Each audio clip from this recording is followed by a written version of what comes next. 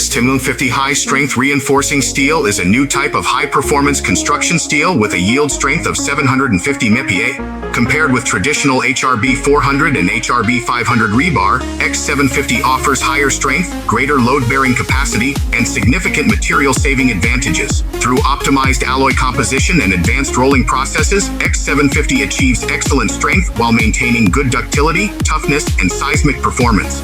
This enables X750 steel to achieve an excellent balance of strength and toughness, along with superior fatigue resistance and durability. X750 is mainly used in high-demand applications, including high-rise buildings, long-span bridges, nuclear power projects, underground structures, and large-scale infrastructure projects where structural strength and safety are critical.